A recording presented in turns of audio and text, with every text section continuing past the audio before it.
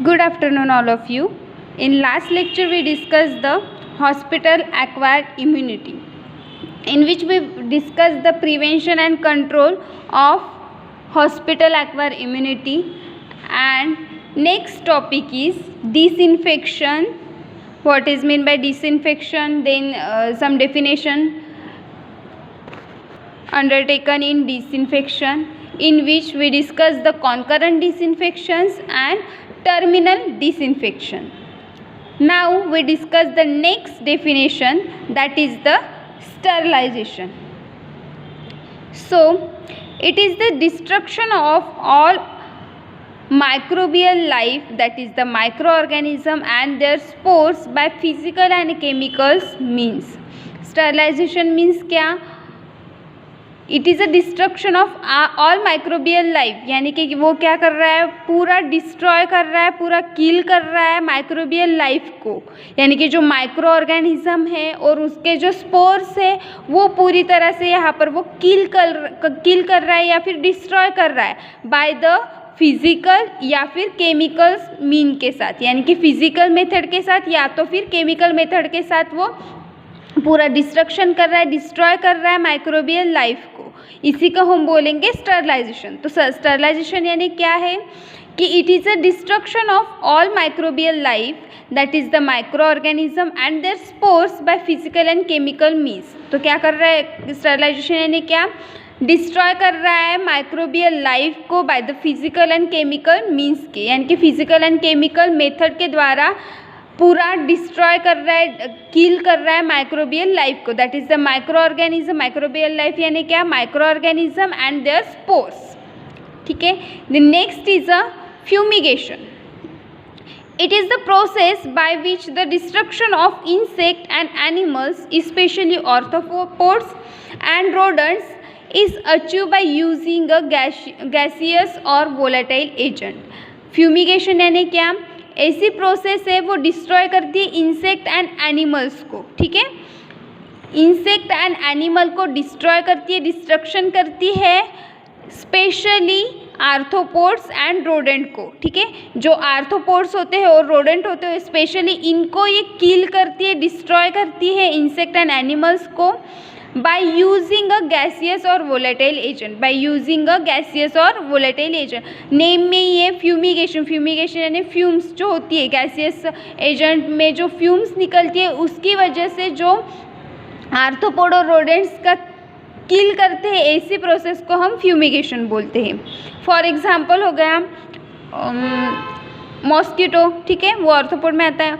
Mosquito वो gaseous यानी कि गैसियस एजेंट से हम उसे किल करते हैं। फॉर एग्जांपल मॉर्टिन हो गया, ऑल आउट हो गया, या फिर वो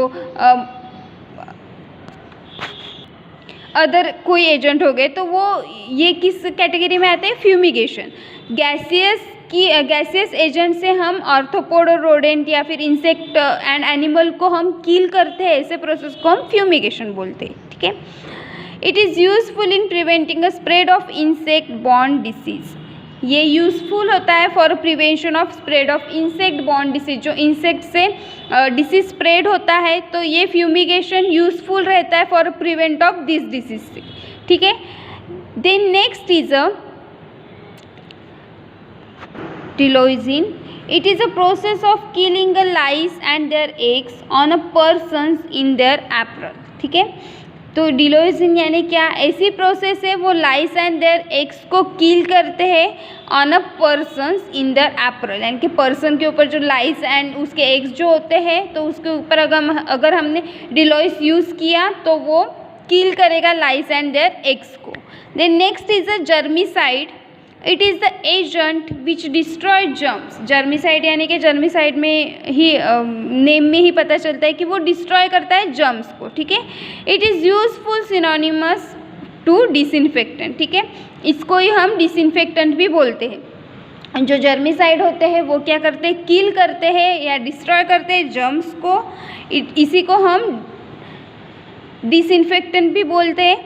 then next is a bacteriostatic. It is a substance which inhibit the growth of microorganism. Bacteriostatic यानी क्या, ऐसे सब्सटेंस जो इनहिबिट करती है ग्रोथ। अब तक हमने कील देखा, डिस्ट्रॉय देखा या फिर डिस्ट्रक्शन देखा, बट यहाँ पर क्या बोल रहा है, बैक्टीरियोस्टैटिक में इनहिबिट करता है ग्रोथ। पूरी तरह से किल करेगा क्या वो माइक्रो ऑर्गेनिज्म को? नहीं। बैक्टीरियोस्टैटिक क्या करेगा? इनहिबिट करेगा ग्रोथ को, ठीक है, वो सिर्फ इनहिबिट करेगा ग्रोथ को। उसका जो मल्टीप्लिकेशन है वो होने से वो स्टॉप करेगा, उसको, उसकी ग्रोथ को इनहिबिट करेगा। इसको ही बोलते हैं हम बैक्टीरियोस्टैटिक। और बैक्टीरियोसिडल यानी क्या? जो ऐसे सब्सटेंस जो किल करते हैं पूरे माइक्रो ऑर्गेनिज्म को, उसको हम बोलेंगे बैक्टीरियोसिडल। देन बैक्टीरियोस्टैटिक यानी क्या? वो इनहिबिट करते हैं ग्रोथ ऑफ माइक्रो ऑर्गेनिज्म। दोनों में का फर्क समझ में आया? बैक्टीरियोस्टैटिक यानी क्या? इनहिबिट करते हैं growth of micro organism, and bactericidal यानी kill the growth, kill the micro organism, ठीक है। Then next is a antiseptic. It is a substance which prevent a decomposition and retard or prevent the growth and activity of microorganism but does not necessarily destroy them. ठीक है। Antiseptic यानी क्या? ऐसे substance वो prevent करते हैं decomposition and retard और prevent the growth of activity of micro organism.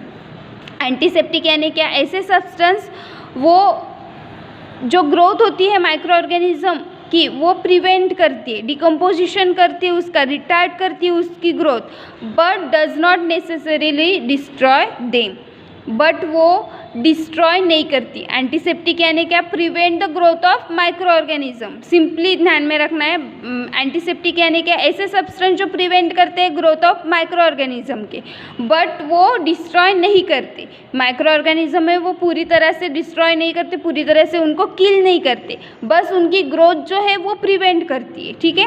उनका जो डिकम्पोजिशन एंड रिटार्ड है वो सिर्फ प्रिवेंट करती है। ये हो गया हमारा एंटीसेप्टिक। एंटीसेप्टिक यानी क्या? ऐसे सब्सटेंस यानी कि it is a substance which prevent decomposition and retard और prevent the growth of activity of micro organism but does not necessary destroy them, ठीक है। Then next is asepsis.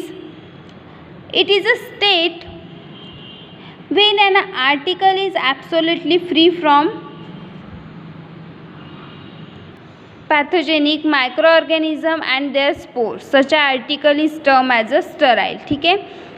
तो असेप्सिस यानी क्या? ऐसी स्टेट होती है आर्टिकल के, ऐसे आर्टिकल होते हैं जिनमें वो फ्री फ्रॉम पैथोजेनिक इन्फेक्शन से फ्री होते हैं, यानी कि फ्री फ्रॉम माइक्रो ऑर्गेनिज्म से होते, पैथोजेनिक उनमें कोई इन्फेक्शन नहीं होता, या फिर उसके micro organism and their spores से वो फ्री फ्रॉम होते। ऐसे कंडीशन को हम बोलते हैं स्टेराइल कंडीशन, और ऐसे आर्टिकल को हम बोलते हैं स्टेराइल आर्टिकल, ठीक है। तो ये क्या? असेप्टिक यानी क्या है?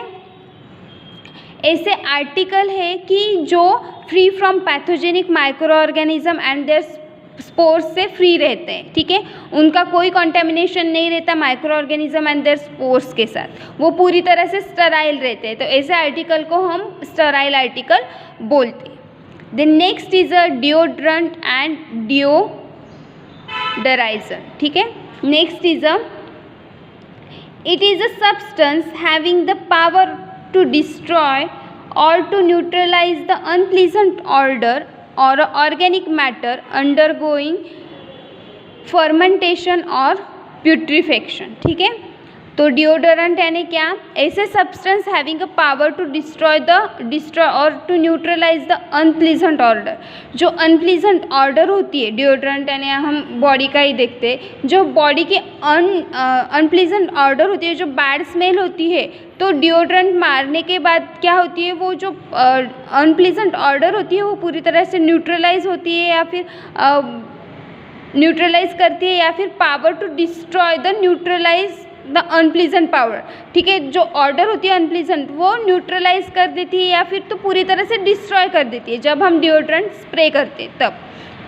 Of organic matter undergoing a fermentation और अ प्यूट्रीफेक्शन, ये हो गया हमारा डिओड्रेंट। डिओड्रेंट यानी क्या? ऐसे substance having the power to destroy और to neutralise the unpleasant odour. ऐसे यानी कि डिओड्रेंट में ऐसी पावर रहती है या फिर ऐसे सब्सटेंस रहते हैं कि वो क्या करते हैं, डिस्ट्रॉय करते हैं अनप्लीजेंट ऑर्डर, या तो फिर न्यूट्रलाइज करती है unpleasant order of organic matter undergoes the fermentation और प्यूट्रीफेक्शन। ये हो गया हमारा deodorant. Then next is a classification of disinfectant. ठीक है, अभी तक हमने डिसइंफेक्शन एंड देयर डेफिनेशंस देखे, अब हम देखेंगे classification of disinfectant. There are divided in 3 groups, 3 types के क्लासिफिकेशन है यहाँ पर। First is a natural disinfectant, second is a physical disinfection, then third is a chemical disinfection. So we discuss the first, that is the natural disinfectant, in which fresh air and sunlight. Then second type is a physical disinfection, that is the dry heat, moist heat and radiation. Physical disinfection, which is subdivided into 3 groups, that is the first group, that is the dry heat, second is a moist heat and third is a radiation. Then next is a chemical disinfection, ठीक है, which are also subdivided into solid, liquid, gases and aerosols. ठीक है, now we discuss the first, that is the natural disinfectant. Fresh air and sunlight destroy infection and limit its spread. Oxygen of the air plays an important role in a killing microorganism. ठीक है, natural disinfectant में क्या, जो fresh air है और sunlight है वो destroy कर देगी इन्फेक्शन को, यानी कि जो माइक्रो ऑर्गेनिज्म है तो वो नेचुरल डिसइंफेक्टेंट में क्या करेगा, जो फ्रेश एयर एंड सनलाइट है वो नेचुरली वो डिस्ट्रॉय कर देगा ग्रोथ ऑफ, यानी कि स्प्रेड ऑफ माइक्रो ऑर्गेनिज्म का। फॉर एग्जांपल हो गए ऑक्सीजन हो गए, एयर हो गया या फिर सनलाइट हो गए, तो ये सब चीज़ें क्या करती है, डिस्ट्रॉय करती है, किल करती है माइक्रो ऑर्गेनिज्म को। ठीक है, sunlight also is a strong germicide because of ultraviolet rays. Diphtheria microbes are known to be destroy by exposure to the direct sunlight.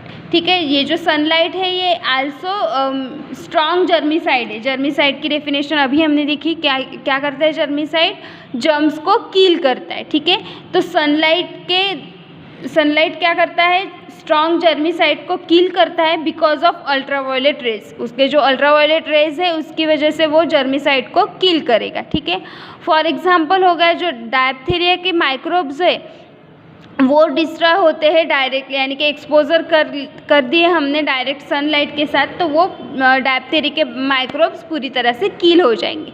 ये हो गया हमारा natural disinfectant. Then next is a physical disinfectant.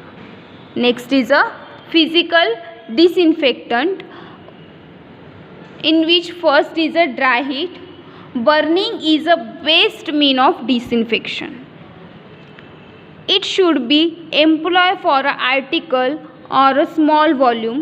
Cholera, enteric infected excreta, sputum and other discharges are to be destroyed by burning. ठीक है, ये जो dry heat है, तो ड्राई हीट यानी क्या, बर्निंग हो गया, हम बर्न करते हैं to prevent the growth of micro organism. Micro organism को किल करने के लिए हम क्या करेंगे, फिजिकल डिसइंफेक्शन में बर्निंग स्टेप यूज़ करेंगे। ड्राई हीट में बर्निंग यूज़ करेंगे हम।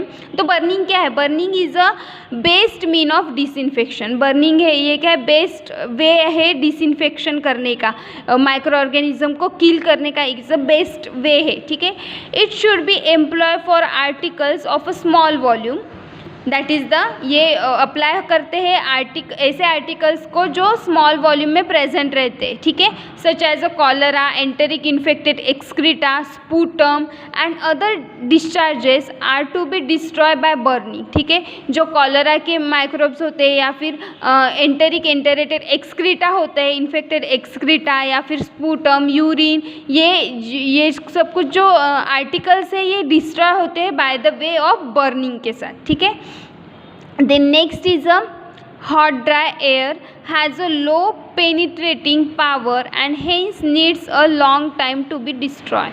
Spores, it is used to disinfect leather goods, books, foams rubber etcetera. जो हॉट ड्राई एयर है वो लो पेनिट्रेटिंग पावर होती है उसकी, जो हॉट ड्राई एयर है उसकी पेनिट्रेटिंग पावर लो होती है, इसलिए वो लॉन्ग टाइम करती है स्पोर डिस्ट्रॉय करने में, वो ज़्यादा टाइम लेती है स्पोर्स को डिस्ट्रॉय करने में।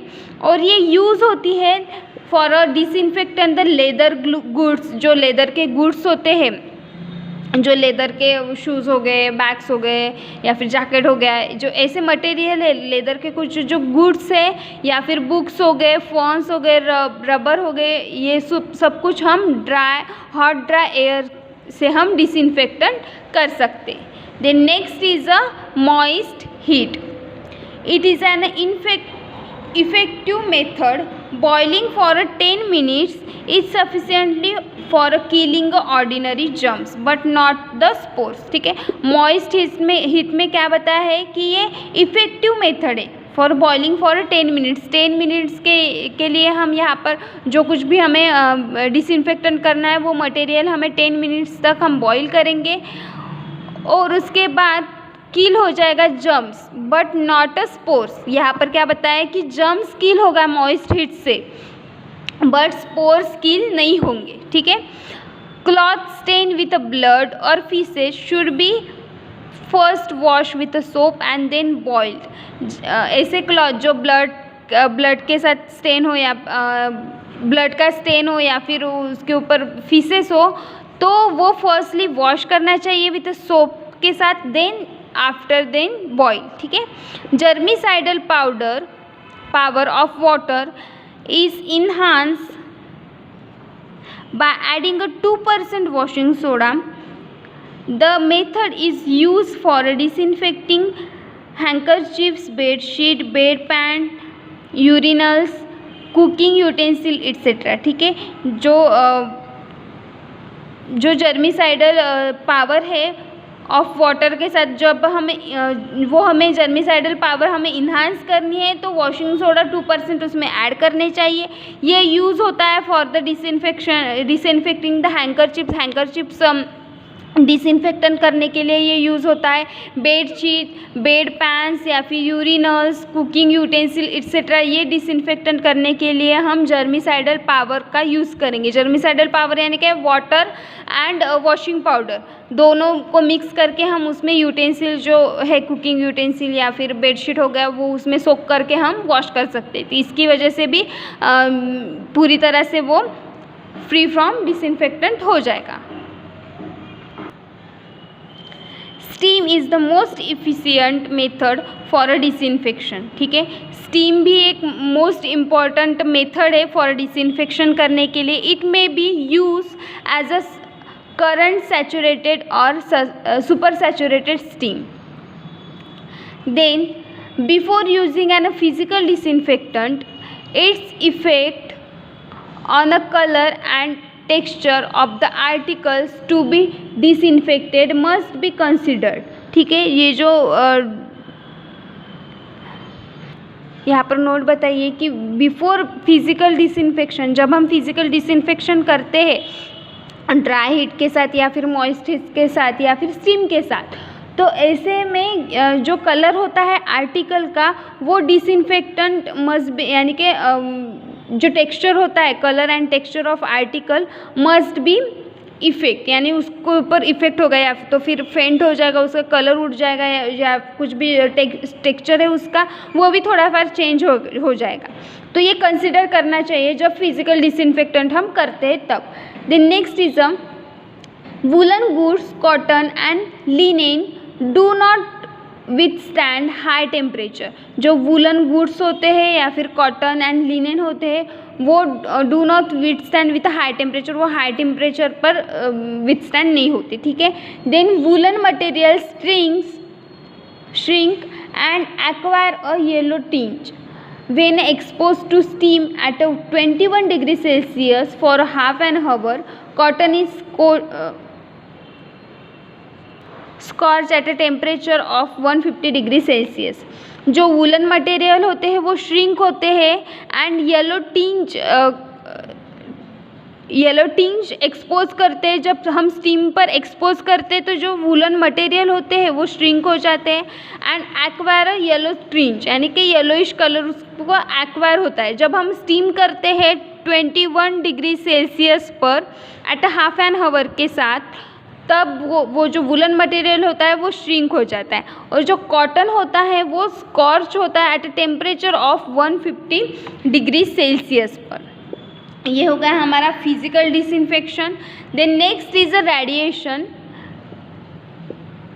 Last is a physical disinfection में का radiation. Infrared rays from a electrical elements, ultraviolet rays from a sunlight, mercury lamps or ionizing rays from isotopes, X-rays are used for the purpose। ठीक है, radiation के द्वारा भी हम disinfectant करते हैं। फॉर एग्जांपल हो गया इंफ्रारेड रेज, इलेक्ट्रिकल एलिमेंट्स हो गया कोई, या फिर अल्ट्रावायलेट रेज हो गए, सनलाइट, मर्क्यूरी लैम्प्स या आयोनाइजिंग रेज हो गए, आइसोटोप्स, एक्सरे एक्सेट्रा। इसकी वजह से हम डिसइंफेक्शन कर सकते। ये कहाँ पर आएगा? ये इंफ्रारेड वगैरह ये रेडिएशन में आएगा। ये हो गया हमारा physical disinfection. Now we discuss the last classification, that is the chemical disinfection. They act chiefly by oxidising and coagulating the protoplasm of bacteria. They also act by ionic coagulation, desiccation,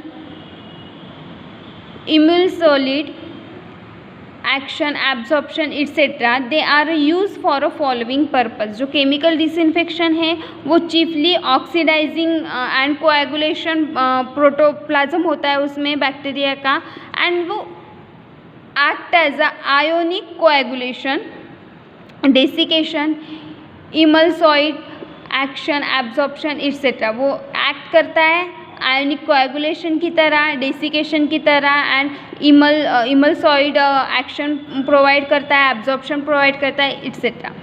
they are use as a following purpose. Chemical disinfectant हम किसके लिए use कर सकते हैं वो हम देखेंगे। First is to disinfect और डिओडराइज फीसेस, यूरिन, स्पूटम एक्सेट्रा। जो केमिकल डिसइंफेक्टेंट है वो हम यूज़ करेंगे फॉर अ डिसइंफेक्ट करने के लिए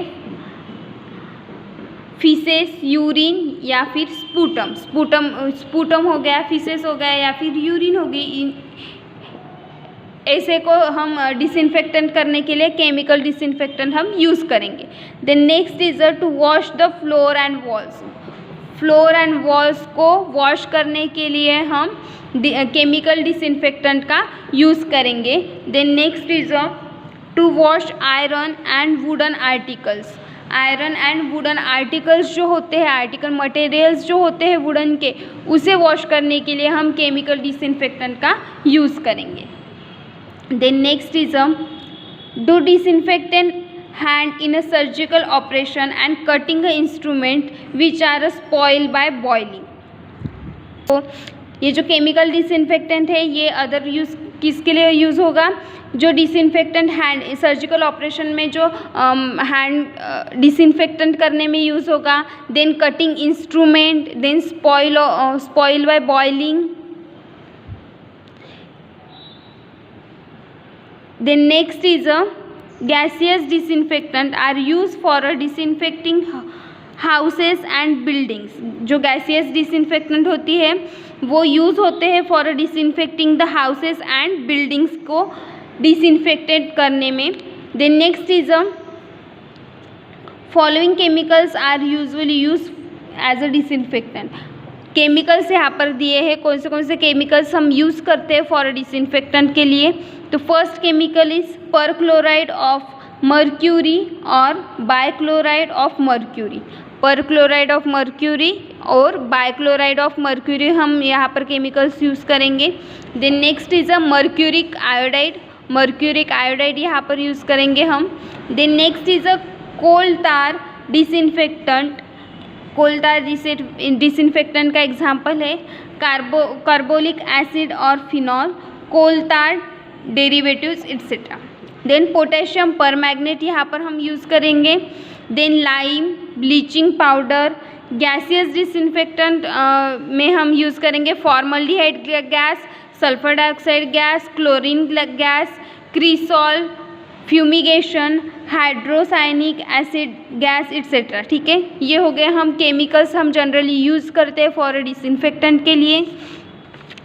then next is a disinfection procedure for a various items. ठीक है, डिसइंफेक्शन की प्रोसीजर दी है यहाँ पर पर्टिकुलर एटम्स की। तो फर्स्ट एटम है faeces.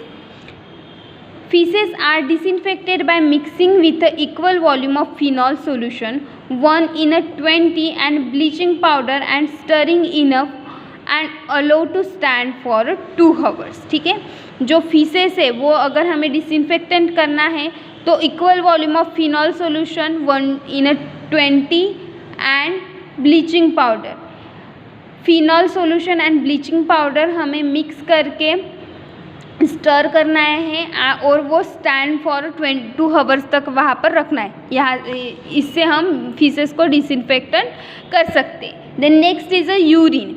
It should be treated with phenol solution 1:20 and allow to stand for half an hour. जब हमें यूरिन डिसइंफेक्टेंट करना है तो ये ट्रीटेड विथ फिनॉल सोल्यूशन 1:20 यानी 1 ml अगर फिनॉल सोल्यूशन डाला तो 20 ml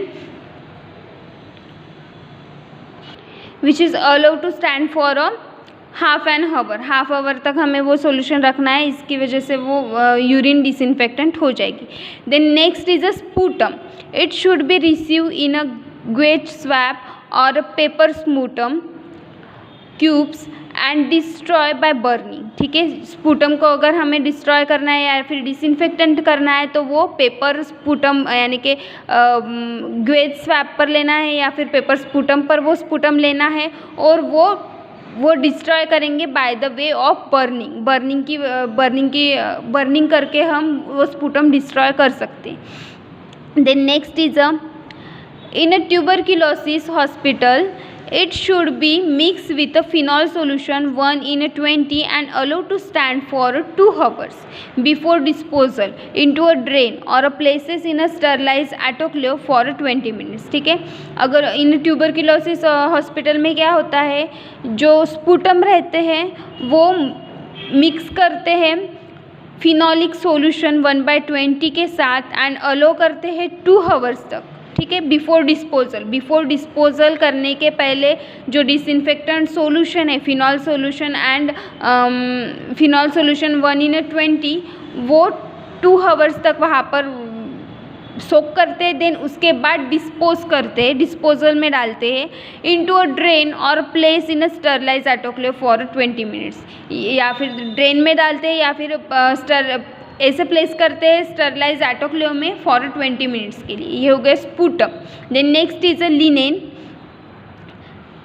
बेडिंग और a body is to be disinfectant by steam. Linen में क्या बताया है, जो बॉडी रहती है ह्यूमन की वो डिसइंफेक्टेंट करते हैं बाय स्टीम के साथ। ठीक है, then next rooms are to be disinfectant by fumigation हमने पढ़ा है अभी। तो जो रूम्स है वो डिसइंफेक्टेंट करेंगे हम फ्यूमिगेशन के साथ। Then floor and wall surface में be spray with coal tar disinfectant 5% और विथ 2% सोल्यूशन ऑफ फॉर्मेलिन। ठीक है, जो फ्लोर एंड वॉल है वॉल सरफेस है वो हम डिसइंफेक्टेंट अगर करना है तो स्प्रे करेंगे कोल tar डिसइंफेक्टेंट का 5% और विथ 2% सोल्यूशन ऑफ फॉर्मेलिन। ठीक है, इसके साथ हम स्प्रे करेंगे और वो जो फ्लोर एंड वॉल सरफेस है वो डिसइंफेक्टेंट हो जाएगी। Then next is a dead bodies of persons who have a diet of infectious disease should be wrapped in a powerful disinfectant. Cremation is a very desirable and should be hastened। ठीक है, ये जो dead bodies होती है अगर एक आधी person वो इन्फेक्शियस डिसीज़ के साथ डेड हो गया तो उसका इन्फेक्शन है, उसको अगर डिसइंफेक्टेंट करना है तो उसकी बॉडी रैप करनी है पावरफुल डिसइंफेक्टेंट में। देन उसके बाद क्रीमेशन करना है desirable and should be hastened. Then last is a instrument. Clinical thermometer should be kept in a phenol solution 1:20.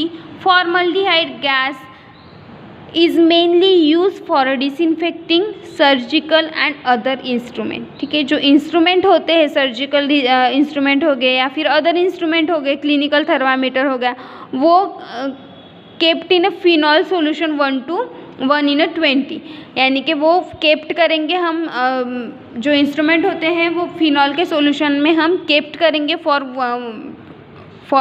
30 minutes के लिए. Then formaldehyde gas is mainly, और जो फॉर्मल्डिहाइड गैस होती है वो मेनली यूज़ होती है डिसइंफेक्टेंट करने के लिए, surgical instrument and other instrument के लिए. ये हो गया हमारा चैप्टर क्लोज. यहाँ पर epidemiology as well as syllabus भी हमारा कंप्लीट हो गया यहाँ पर.